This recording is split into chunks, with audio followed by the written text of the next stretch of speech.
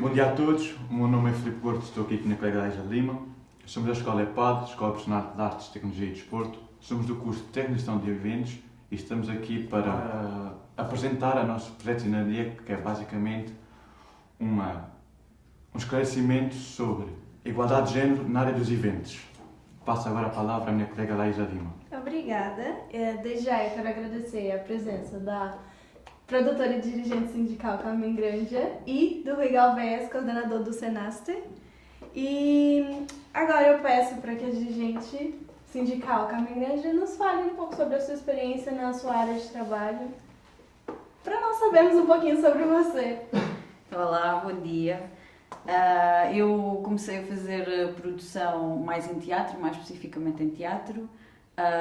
Não senti tantas vezes na pele, mas senti muito no meio as diferenças que existem, sim, porque existem, não só no teatro, infelizmente, vamos sabendo sempre de colegas de outras áreas, técnicos, músicos, na dança, no que seja, existe realmente essa diferença, essa diferenciação, tal como existe em qualquer outro meio e outro tipo de trabalho lá fora, porque são questões de fundo, não é? Uma vez existindo num sítio, isso está tão normalizado que existe em qualquer que seja a profissão e qualquer que seja a área. Nós ouvíamos regularmente falar, por exemplo, de colegas atrizes ou colegas técnicas de qualquer coisa que tinham sido despedidas ou tinham sido afastadas no momento em que souberam que estavam grávidas, porque depois existia toda aquela problemática na cabeça de quem contrata e de quem emprega, de a seguir ver os filhos e vêm ter de faltar, terem menos disponibilidade. Portanto, isso logo aí nós ouvíamos falar com muita regularidade e era uma coisa bastante normal e que nós temos que aceitar como normal. Portanto, sim, na minha experiência, infelizmente, sim. Sim, entendi. Obrigada, Carmen, pela sua intervenção, pelo seu testemunho. E agora eu queria pedir ao Rui Galvez que falasse sobre a sua experiência enquanto coordenador do Senat, para nós ficarmos a conhecer. Sim. Bem, a experiência que nós temos e que eu tenho enquanto coordenador, que é uma experiência que vem também de toda a experiência coletiva do sindicato, essa é a minha função, é uma experiência de constatação da desigualdade na área da cultura, na área dos eventos, na área do trabalho que tem origem e que tem formação na cultura, muitas vezes expresso naquilo que são as iniciativas corporate, em todas as áreas, nos festivais, ou seja, quando nós no CNSTE somos muito associados essencialmente à cultura, até pela visibilidade que temos, fruto do tempo que vivemos e tendo em conta a origem do sindicato e da sua história, não lidamos só com os trabalhadores da cultura, lidamos com os trabalhadores de uma forma geral que têm formação na área da cultura e que acabam muitas vezes a trabalhar noutras áreas, como é a área dos eventos, em que nem sempre se trata de cultura, não é? Quando falamos de iniciativas comerciais, das grandes feiras internacionais, das feiras de comércio e de feiras de indústria, não estamos a falar de uma iniciativa de cultura, embora os trabalhadores com formação na área da cultura muitas vezes trabalhem nestes eventos e nestas áreas. Repetindo. E a experiência que temos e conhecemos é uma experiência de desigualdade como em qualquer outra área, ou seja, a desigualdade que existe na produção de uma série de televisão é igual à desigualdade que existe numa cadeia de supermercados. A questão da maternidade, a questão do assédio, muito agressivo muitas vezes, a sexualização dos papéis e dos personagens e a forma como eles são construídos, por exemplo, perante uma sociedade que tem valores e está estruturada a partir de uma realidade altamente sexualizada. Isso expressa-se no dia-a-dia, ou seja, uma atriz é muito mais sujeita ao assédio do que um ator. Também acontece o contrário.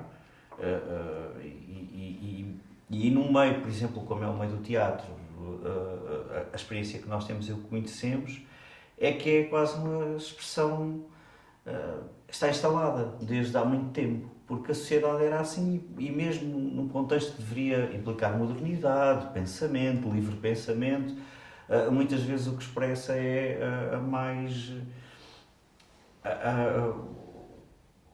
a mais profunda de formação da nossa sociedade. Uma sociedade como a portuguesa, que tem uma Constituição da República que aponta à igualdade como um dos pilares da sociedade, que aponta à igualdade salarial, à igualdade de direitos, à proteção da maternidade, à proteção da saúde da mulher, nas questões da contracepção, nas questões ou seja, há uma série de questões que estão apontadas a partir da nossa lei que depois não são expressas na realidade. E isso acontece em todos os setores e no nosso também. Mesmo quando se supera a posição, ou seja, quando há mulheres nas chefias, é óbvio que às vezes há exceções, mas aquilo que se espera de um chefe é aquilo que se espera de um chefe numa sociedade capitalista, conservadora, baseada numa lógica que está imposta. E então não é por termos uma Margaret Thatcher como Primeiro-Ministro, é um exemplo que é muito esclarecedor, que a coisa vai ser melhor. Não é? Ela, quando decidiu invadir um país ou provocar uma guerra, não veio o mundo a correr atrás dela a dizer que não pode fazer isso. Ela exibiu o seu poder mais masculino, e ela tinha esse discurso, esse entendimento, perante uma sociedade que entende esse exercício de poder dessa forma. Ou seja, não deixa de ser um exercício de poder baseado na desigualdade e no desequilíbrio entre forças. Sim. Obrigada, Rui, pelas suas palavras.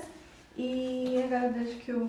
Agora a nossa turma realizou um formulário que enviámos para a escola toda e obtivemos umas perguntas, quer dizer, que gostaríamos de fazer a 2 profissionais na área. Sim, a primeira pergunta, vocês acreditam que existe uma grande diferença entre homens e mulheres que ocupam cargos de liderança em relação aos eventos? Sim, um bocadinho de encontrar aquilo que estavas a dizer, não é? Porque isto são questões, não é bem seres homem ou mulher, isto é uma questão de mentalidade, está-me a faltar a palavra agora, não é política, mas não é aquilo que de ideologia, não é? De forma como a sociedade espera de uma mulher líder aquilo que espera de um homem líder. Sim, são percepções diferentes. Exatamente, não esperam que uma mulher pense de forma diferente do homem, ou que seja mais... Existe muito aquela coisa que é mais sentimental, é mais emocional, é mais sensível. Não, a sociedade não espera... Se calhar essa mulher será afastada se for diferente, ou se for ideologicamente diferente do que aquilo que se espera de um homem. Tenta sempre vender a mesma imagem de uma mulher CEO do que um homem CEO, não é? Insensível, frio... que saiba fazer frente a toda uma estrutura de trabalhadores, não existe propriamente uma diferença, não é? Portanto, apesar de ter que se não é cimentar, estão a falar cimentar, assim. A questão da liderança não se põe-se sempre no mesmo plano, não é? Aquilo que nós conhecemos é que em contextos em que aquilo que se espera é um determinado tipo de liderança, ela até às vezes é mais incisiva e mais agressiva e às vezes até mais discriminatória em relação às mulheres do que quando é um homem na administração. Não é a diferença nas chefias que faz a diferença, porque a diferença está na base. A cultura dominante impõe-se e continua a funcionar da mesma forma. Nós temos experiências diferentes, há sítios e há exemplos de trabalho e eu conheço alguns grupos de teatro em que isso foi possível, em que fez diferença ser uma mulher, sim, mas com uma filosofia que aponta à igualdade. Não é? Nós temos o exemplo da Escola de Mulheres, que é aqui bem perto, e que fez esse caminho na construção de uma companhia de teatro que procurava e que tem uma relação muito igual entre os seus pares, com a diferença natural de que quem estava na frente, e agora é a filha da Fernanda Lapa, mas é é quem está na frente. Um chefe é um chefe, um patrão é um patrão, não há nada a fazer, há sempre essa relação. Mas havia uma grande procura, até na forma como construíram a própria companhia, chamando-lhe de Escola de Mulheres, de ter estas questões em cima da mesa permanentemente, de forma permanente, de forma quase... de forma ativista, não é? De forma interventiva para a sociedade. E aí há uma transformação. Por exemplo, no contexto que eu conheço melhor, que é o contexto da música, enquanto músico, é difícil às vezes ultrapassar esta questão da banda de gajos que tem uma tipa a cantar. Portanto, é os músicos e a cantora. E isto é a regra. Felizmente mudou muito nos últimos anos. Há muita gente, porque a quantidade de mulheres músicas é muito maior do que antes. É igual, mas quando olhamos para uma orquestra sinfónica, são essencialmente homens e algumas mulheres. Quando olhamos para os grupos, mesmo tentando fazer formação, eu procuro criar essa condição nos meus grupos. E isto depois remete para uma outra discussão, que é a discussão das cotas, que é discutível. Ou seja, se não resolvemos o problema a montante, como é que resolvemos no final, não é? É difícil, porque quando temos bons músicos mulheres, ou boas músicas mulheres, é difícil às vezes conseguir que elas venham trabalhar connosco, portanto, altamente requisitadas.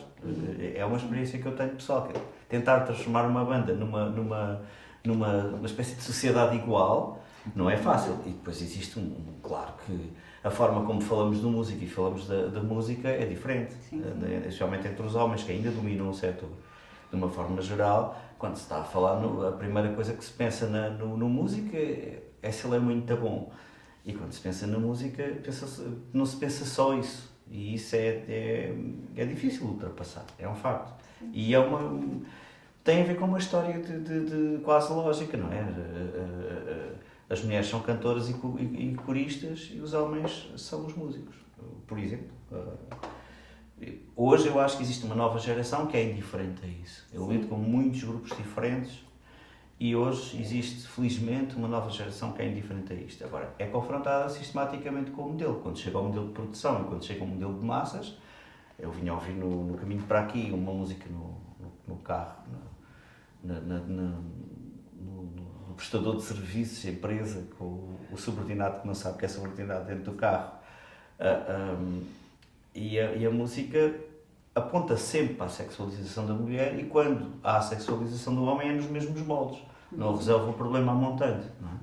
Mas é assustador o discurso e a forma como é colocado a objetificação.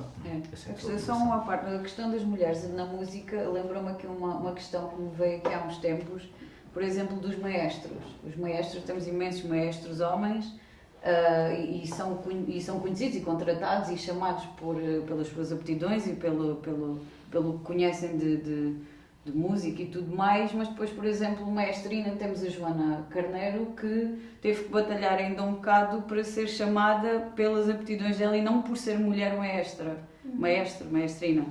E isto ainda há aqui e depois não nos lembramos mais nome nenhum, não é? Ela é chamada porque é a mulher maestrina, não tem, e maestros homens temos imensos, não é? Há aqui toda uma... Sim, ok, obrigada. Obrigado. Acham que há mais empresários bem-sucedidos homens do que mulheres, e porquê? Bem, Mas empresários... Quero responder tudo. Empresário... O problema começa aí. Esta ideia do sucesso. Depois. E começa na ideia de sucesso. A ideia de sucesso está ligada a uma estrutura e um modelo de sociedade que aponta para uma ideia de sucesso baseada na lógica capitalista, não é? Uma mulher a competir com um homem nessa área, embora para um sindicato isto seja um bocadinho estranho, porque a nossa preocupação não é o sucesso dos empresários, é o sucesso do coletivo. E é natural, ou seja, para nós toda a sociedade tem que ter sucesso, e o sucesso não está no dinheiro ganho, está na felicidade. Isso é que é o sucesso, em sermos felizes. Eu acho que um empresário ou uma empresária, cheira-me que a diferença não deve ser muito grande. Eu não tenho dados para confirmar quem é que são as pessoas que têm mais sucesso ou que são mais eficientes. Mas a partir da condição feminina, da realidade do dia-a-dia e daquilo que se espera. Há dias estava o Dino de Santiago a falar que tem essas preocupações no seu discurso e tem muitas preocupações em que se ouça o que ele diz de forma a transmitir alguma coisa e mudar alguma coisa na sociedade. Falava da pandemia, portanto estamos a falar nos últimos anos, de um homem que é um homem novo, a falar da maternidade e de ele perceber que não se preocupou, porque é assim que está incutido na cabeça dele, o que é que nós vamos jantar. Ou seja, é mais fácil uma mulher pensar no que é que nós vamos jantar porque foi incutido socialmente assim, e no homem há comida ou não há comida, há comer ou não há comer. E isto depois expressa-se também na forma como uma mulher tem a questão da maternidade, embora hoje se procure cada vez mais a igualdade na partilha, isso é muito importante, ou seja, existe uma questão de fundo da sociedade que procura chegar a fazer com que a questão da maternidade e da paternidade sejam iguais, pelo menos a partir do nascimento, mas durante 9 meses não são iguais, não há nada a fazer. É uma condição inultrapassável. Não é? E ele falava disso, essa dificuldade em ultrapassar essa condição cultural. Agora, para uma mulher é mais difícil o dia-a-dia enquanto empresário, porque está sujeita a muito mais escrutínio. Okay. Portanto, se calhar as mulheres têm naturalmente mais sucesso porque o ponto de partida é muito mais atrás. E este é um problema da nossa sociedade, é o ponto de partida, não é? Que é para isso que a nossa sociedade supostamente está construída e a nossa lei fundamental, vou voltar a falar da Constituição, a nossa lei fundamental aponta sempre para que nós... É a história de ver para lá do muro, não é? Como é que nós vemos para lá do muro? Uma pessoa mais alta e uma pessoa mais baixa. A pessoa mais alta tem 1,90 m, o nosso Nimas Quieta tem 2 metros e pouco. Ele vê para lá do muro, eu não vejo para lá do muro. Então, o que é que a minha sociedade tem que garantir? É uma condição que eu não consigo ultrapassar. E isto aplica-se à condição feminina também. O que é que tem que ser garantido? Que me ponham uns tijolinhos para preencher os 60 ou 70 centímetros de diferença entre mim e o Nimas Quieta. E aí já conseguimos ver os dois para lá do muro. E esse é um dos problemas que temos na sociedade. Para um empresário, homem, é fácil, o assunto é o seu trabalho. Para uma empresária mulher, o assunto é o seu trabalho, mais toda a sua condição feminina e todo o peso da sociedade de ser uma mulher.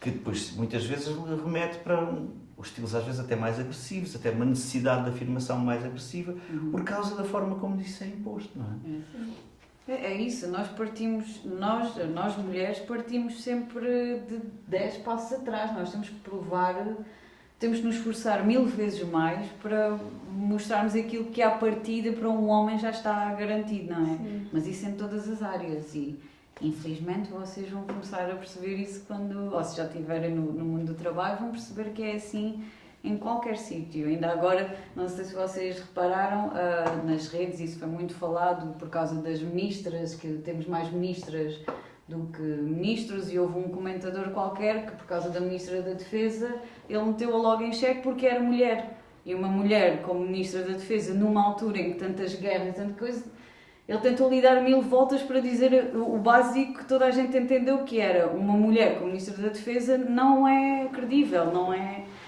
Isto é muito complicado, não é? Porque... E profundamente errado. Claro, mas como ele pensa, muitas já da sociedade pensam. Já a obriga a... Ela ainda nem começou, já tem que provar aquilo que ainda nem... Enquanto que o homem não precisa nem precisava, já estava garantida a partida, não é? Sim, pronto. Vocês, sem querer, já responderam outra pergunta, que foi a questão dos benefícios, se existem algum benefício, se tem desigualdade de gênero na questão dos benefícios. Então, falaram da questão de que o homem começa sempre mais à frente e a mulher sempre começa lá atrás, entende?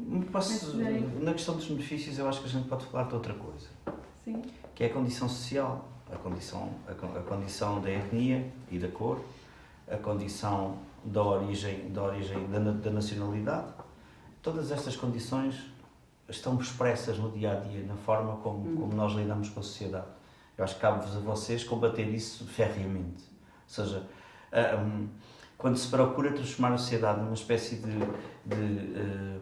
gradiente do branco até ao negro, cinzentos, Isso é possível em alguns aspectos, não é? Aquela ideia de que no meio é que está a virtude, que do caminho entre as mulheres e os homens há passos que podem ser dados e há toda uma relação suave nisto tudo, e nós não podemos estar nem tanto numa ponta, nem tanto no extremo. Existe um discurso de extremização da sociedade, de que quem é demasiado radical a defender as mulheres, quando olhamos para uma sociedade em que o feminicídio continua a existir, em que a violência doméstica continua a existir e continua a ser predominantemente dos homens sobre as mulheres. Também acontecem exceções, mas esta é que é a predominante.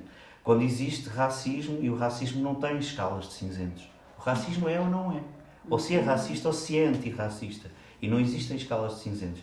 Eu acho que é um bom ponto de partida para analisar certas coisas.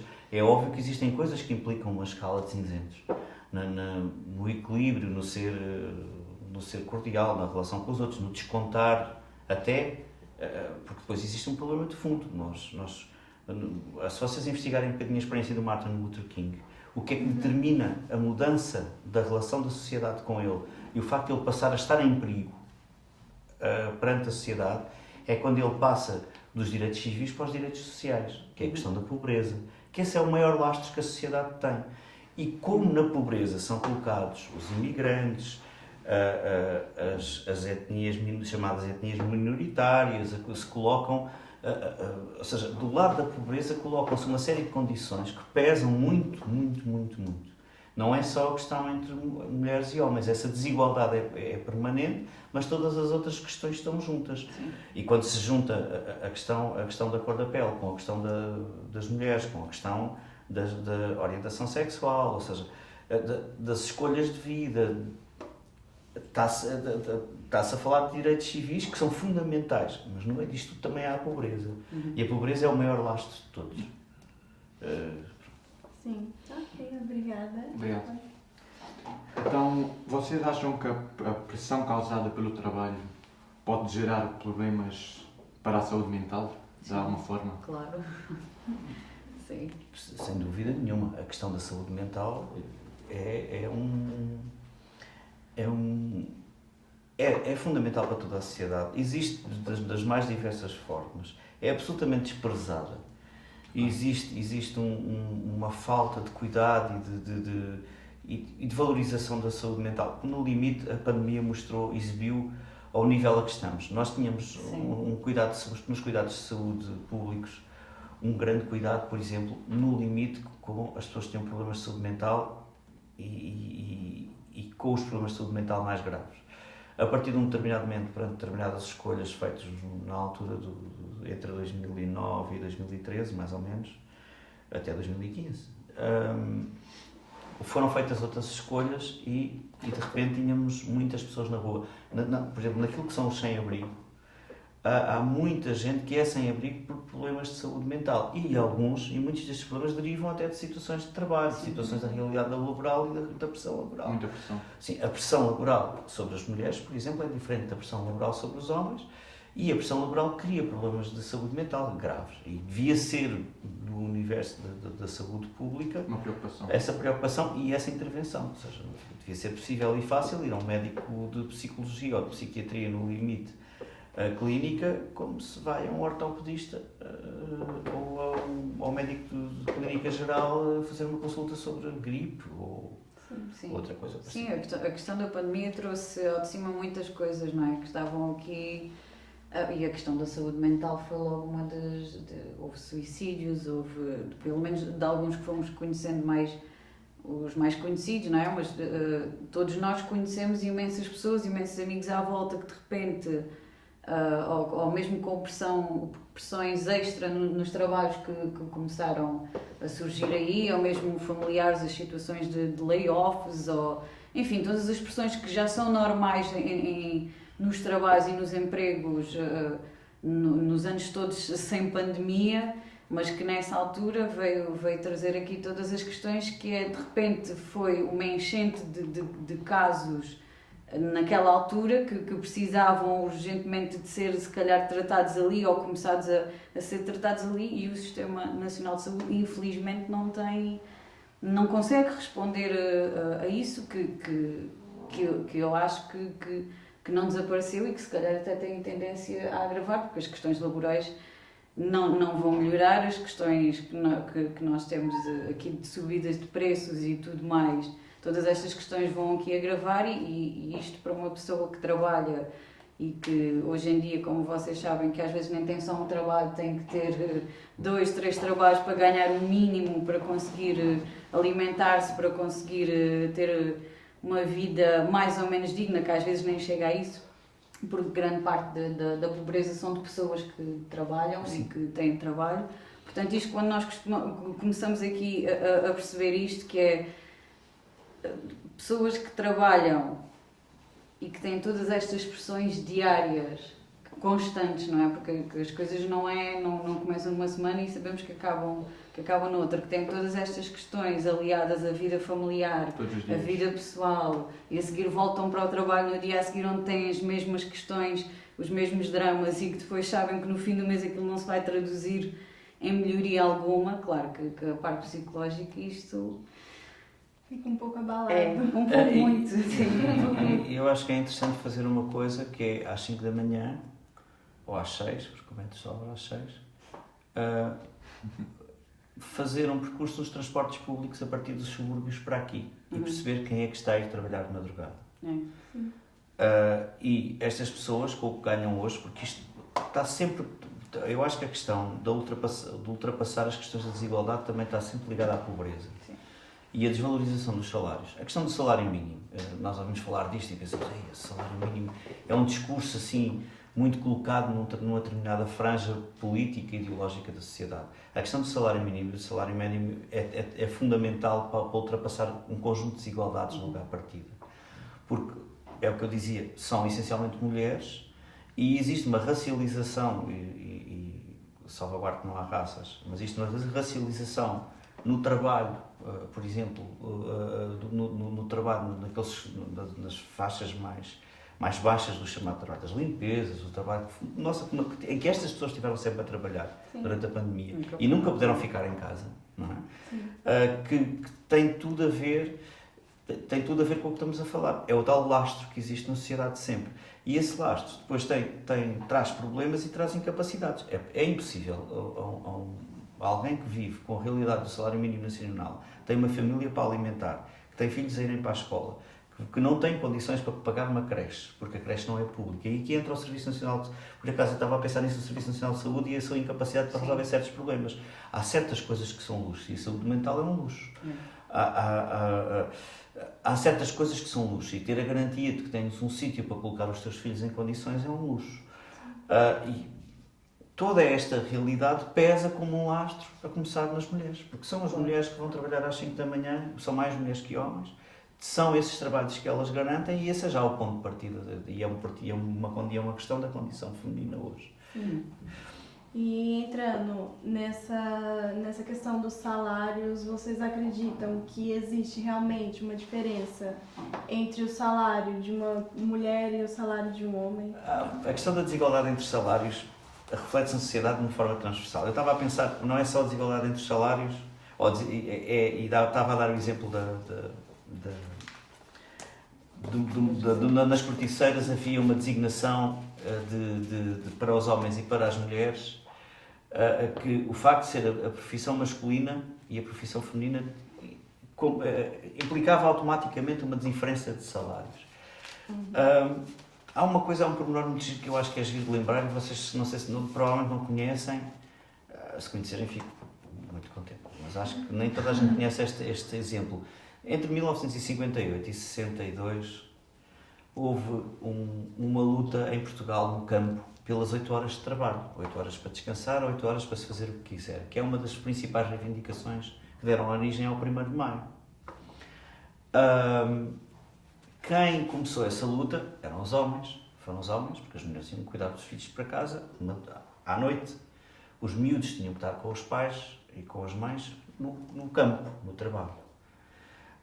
Isto reflete-se depois na questão das creches e por aí fora, que devia ser um direito e que devia ser uma garantia do serviço público. Quem acabou esta luta foram as mulheres, porque os homens em plena ditadura fascista foram todos presos e só ficaram as mulheres para continuar a luta. Muitas delas foram também presas.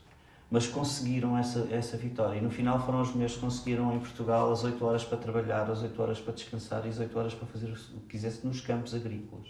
Sim. Nós hoje olhamos para a realidade laboral e encontramos nos eventos turnos de 12 a 14 horas. Na ficção, o hábito que se filma 12 horas seguidas e que isso é mesmo assim. No teatro? No teatro, sessões contínuas de trabalho. Nós conhecemos exemplos de atrizes muito conhecidas que souberam vir cá fora chamar a atenção para isto e com cargas horárias brutais, porque se está a desvalorizar completamente estes direitos que são fundamentais para a vida e para a qualidade de vida das pessoas. E depois, quando vocês forem confrontados no mercado de trabalho com os eventos, vão-vos dizer: mas isto aqui sempre foi assim, isto é diferente, isto é que é o normal, a nossa sociedade é construída assim. E ser artista, trabalhar como técnico nestas coisas é assim. Vocês trabalham à noite, isso é normal. Só que eu vou-vos dizer, se vocês quiserem ter uma vida normal, também podem querer escolher o parceiro ou a parceira, a ter filhos ou não ter filhos. E não vão haver escolas normais ao fim de semana, nem creches normais à noite, não é? Porque a nossa sociedade está estruturada de uma determinada forma e o nosso trabalho, sendo normalizado e uma parte do trabalho, da cultura ou dos eventos, é feito no período em que outros não trabalham, isso tem que ser valorizado enquanto trabalho extraordinário sempre. O que se tem que normalizar é esse caráter extraordinário do nosso trabalho. Porque nós não vamos ter filhos nem creches, ou se não vamos ter creches para os nossos filhos até às 5 da manhã, nem vamos ter, nem as atividades escolares dos adolescentes vão ser à segunda e à terça-feira. Pronto. É um bom exemplo de como a sociedade tenta normalizar uma coisa que é excepcional e que nunca poderá deixar de ser excepcional. E enquanto isso for tratada de forma excepcional, então tem que se valorizar através do salário e através da carga horária. O que é que a carga horária permite? A redução da carga horária permite mais emprego e mais qualidade, menos problemas de saúde mental. E depois estamos neste ciclo. Mais qualidade de vida. Todas as vossas perguntas estão ligadas. Sim. Pronto. Sim.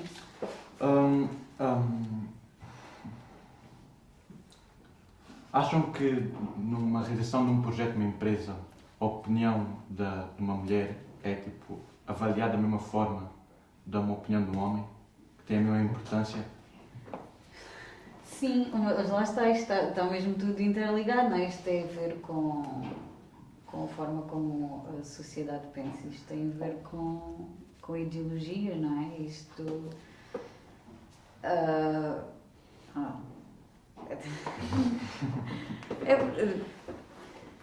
É isso, a mulher tem sempre que provar à partida O seu valor.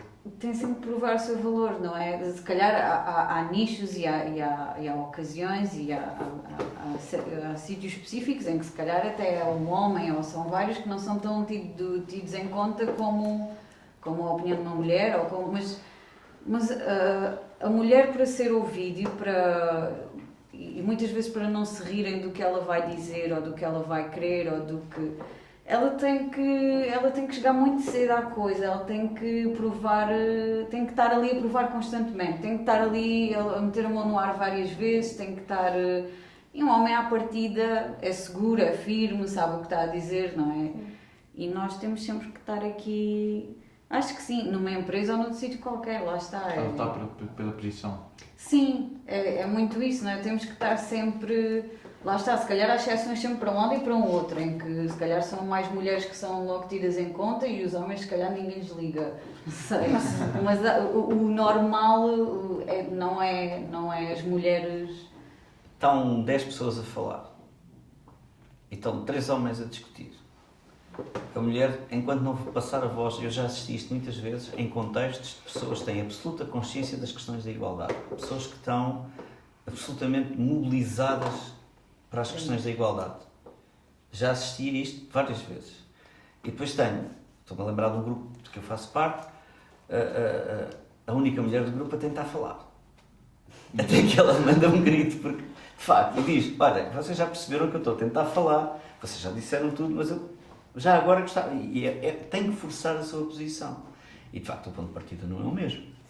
É muito fácil, nós nem nos damos conta, na sociedade em que vivemos, temos um grupo de pessoas a falar e, de repente, para uma mulher falar é preciso fazer muita força. Lá vamos nós com o peso e com a energia e com o que isso implica. Portanto, sim, a resposta é: há diferenças bem grandes. Ainda. Ok. Obrigado. Obrigada. Em relação ao ambiente de trabalho, se vocês tiverem uma equipa que não é boa, que gera sempre problemas, que geram até problemas à própria saúde mental, vocês acham que isso deve se aguentar, esses problemas que te geram problemas na saúde mental? Vocês acham que se deve aguentar essa equipa ou tentar falar com o superior para mudar a equipa ou alguma coisa do tipo? Infelizmente, no meu caso, eu tenho sempre. Eu tenho casos específicos em que o mau ambiente que se começa a viver nas equipas ou nos locais de trabalho vem exatamente das chefias ou daqueles que nós dizemos os patrões ou as pessoas que estão a liderar aquele. Portanto, eu não sei se sou. Por norma, as pessoas, os trabalhadores, quando começam a falar, que às vezes efetivamente sim, começa a haver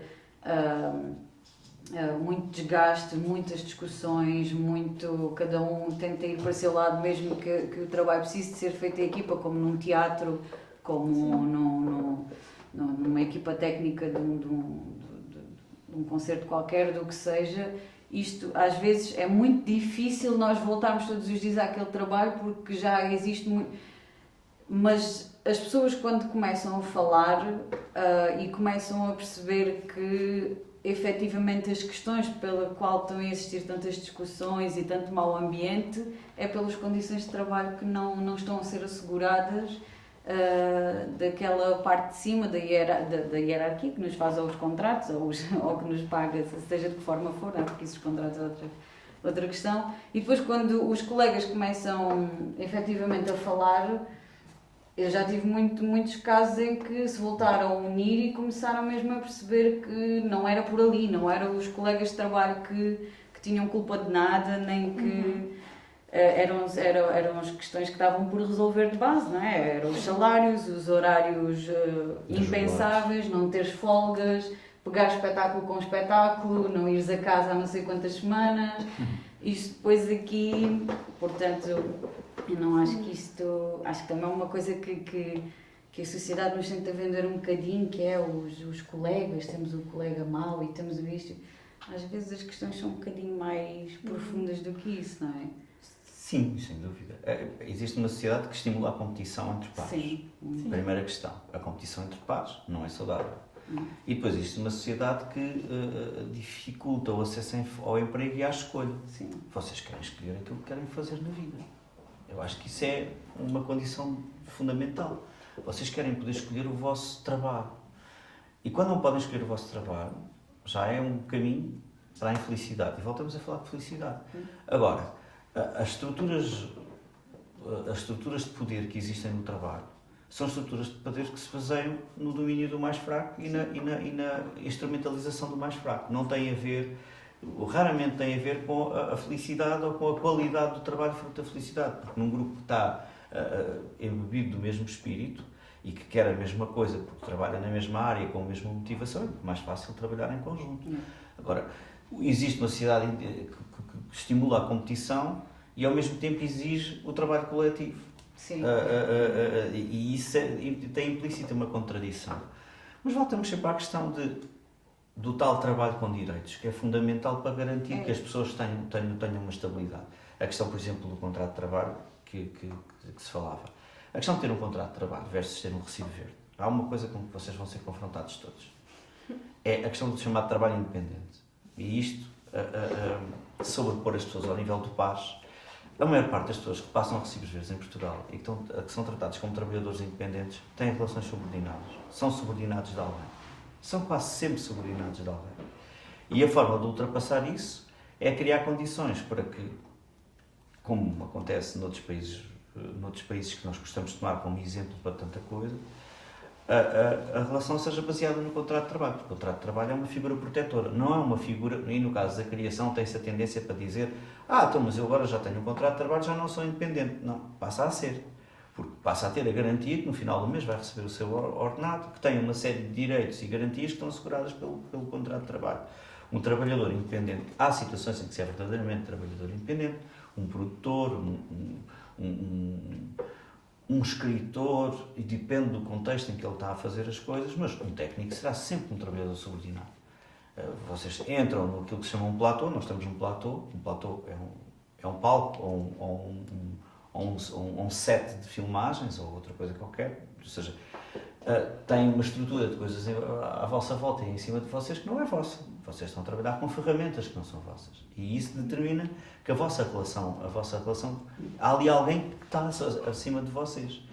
A tentativa de individualizar o trabalhador é um caminho, por exemplo, para a desigualdade, porque se toda a gente tiver um contrato e tiver numa relação parecida, esse contrato não só protege-os das escolhas de outros, como permite, como cria uma relação de interdependência em termos de responsabilização. Ou seja, um trabalhador independente diz-lhe, o teu trabalho já não me interessa, não venhas amanhã. A um trabalhador que tem contrato de trabalho não se pode dizer isso. Há uma série de responsabilidades para o mesmo trabalho, não é? E essa questão do contrato, por exemplo, e do entendimento do verdadeiro trabalho independente para equipas funcionais, para estruturas organizadas no local de trabalho, é fundamental, porque toda a gente passa a saber o seu papel. Não é um mero recibo que falseia uma relação subordinada que vai alterar isso. Sim, obrigada. Acreditam que no futuro a desigualdade de género já cabe, em todas as empresas, já haja uma boa igualdade, que não comparem, façam comparações entre homens e mulheres? Mas não acabas. Eu acredito no futuro, mas acho que depende de vocês. Pois. Agora, acredito que a nossa sociedade já teve muitos mais avanços que recuos. Está numa fase de recuo, mas também está numa encruzilhada muito grande, mesmo muito grande. E vai ser determinante aquilo que vocês possam fazer no futuro. Isto depende completamente de nós não vamos desaparecer, estamos aqui. Mas eu falo, sou um bocadinho mais velho. A Carmen ainda é da vossa mais ou menos, patamar. o que eu vejo. E eu acho que vai depender muito de vocês, mas eu acho que é possível que a sociedade, e que se nós todos formos alertas, interventivos, ativistas, Sim. participantes na sociedade, ter consciência de que escolher um governo ou um partido para governar, não escolhê-lo é como escolhê-lo, porque escolhe-se o que ganha. Portanto, cada vez que nós vemos alguém dizer, mas são sempre os mesmos, se nós não participarmos, vamos escolher sempre os mesmos, porque alguém vai escolher por nós. Se nós não intervirmos e se não procurarmos saber e estar informados e juntos em justiça intervir sempre, ela não se vai transformar. Mas se intervirmos sempre junto quando há uma situação de injustiça na rua, no local de trabalho, às vezes é duro, às vezes somos prejudicados, porque de facto o poder veste-se de muitas formas, não é? O poder é profundamente perigoso e perverso. Agora, cabe-nos a nós, na nossa vida diária, defendermos aquela pessoa que está a ser injustiçada, defendermos nós da injustiça e não ficarmos quietos. Porque esse silêncio vai nos comer por dentro e depois lá vem os problemas de saúde mental. Não só falar, mas também agir. Não só falar, mas também agir. Sempre agir, sim. Sempre que falar também é agir, não é? A partir do momento em que estás a falar, estás a tomar uma posição, seja do que for, mesmo não tomando uma posição, estão a tomar uma posição. Mas é isso, é acreditar nesse futuro, não é? Mas ter sempre, ter sempre na cabeça e no agir para o futuro, tendo em conta a memória e as coisas que já foram conseguidas, não é? Porque há muitos anos atrás, se calhar as mulheres nunca pensariam que o voto delas iria ser uma coisa meio distante ou em alguns casos impensável, não é? Hoje as mulheres felizmente votam e fazem e têm participação cívica e social e ativa, tal como os homens. A questão das 8 horas e toda a questão que as mulheres tiveram, por exemplo, na nossa ditadura e na luta contra a ditadura, lembrar de todas essas questões, não é? Se calhar aqui há uns anos atrás ninguém pensaria que as mulheres iriam ter que papel fosse em que lutas fosse, não é? E elas fizeram e fazem e continuam a fazer. Portanto, se um dia irá desaparecer tudo, acho que é isso. Só depende de nós e de quem decidimos que está lá em cima a ajuda nisso ou não é? Eu acho que temos de ter muito cuidado com o conceito de liderança. O conceito de liderança tem que começar de baixo para cima e não de cima para baixo. Não podemos esperar que o líder resolva, porque o líder é uma construção. Vocês estão a trabalhar, têm uma componente de comunicação forte no vosso trabalho e vão aprendendo isso, a manipulação, a forma como se constrói a imagem de alguém, não sei o quê. Isso é feito para com um objetivo e é um objetivo muito maior do que essa pessoa. Quando se centraliza o mal numa única pessoa, está-se a desviar a atenção do problema fundamental. Ou seja, quando se acusa alguém de extremismo ou uma pessoa de extremismo, está-se a esconder o caminho que leva a essa situação. Sim. Ou seja, num exemplo extremo, a guerra nunca é responsabilidade só de um lado. Não é? É óbvio que sem mas nenhuma guerra é absolutamente condenável em todos os momentos, mas não é simples o processo que leva a uma guerra.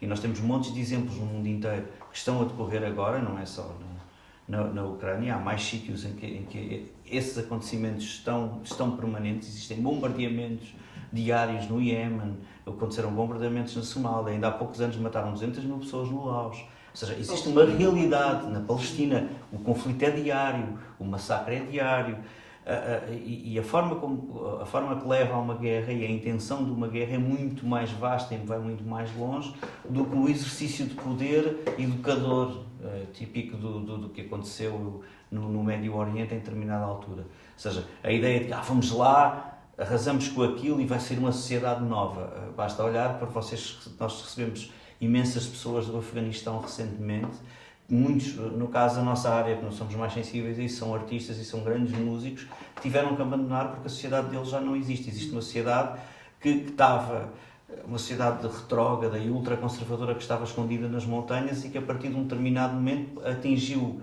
uma escala e uma presença naquele país que o destruiu e destruiu a sua identidade. E hoje temos muita gente da vossa idade que está no conservatório.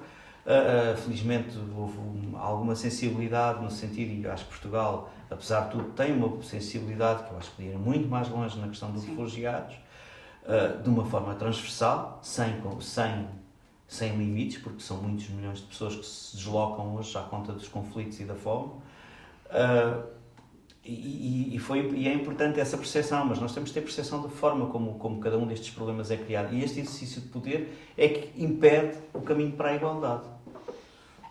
Sim, é só pensar em que, tanto para homens como para mulheres, de um grupo de trabalhadores ao trabalho, seja composto por mais homens ou por mais mulheres ou o que seja, mas um líder não é nada sem os trabalhadores. Exato. Portanto, é sempre essa perspectiva, não é? De ser um. Sim, começamos nós todos os dias aquela velha máxima de sermos a mudança que queremos ver no mundo, mas é isso. Exatamente. Exatamente. Sim. Acabou as perguntas? Então, para concluir, eu quero agradecer, em nome de toda a turma, pelos nossos convidados terem se disponibilizado a vir aqui. Queremos agradecer também à EPAD por nos ter proporcionado esse projeto, a criação e o desenvolvimento desse projeto. E foi um prazer estar lá com vocês, foi um prazer ter essa sessão de esclarecimento para nós podermos estar aqui a conhecer um pouco mais sobre o tema. E é isso. Até breve. Obrigada. Obrigado. Obrigada.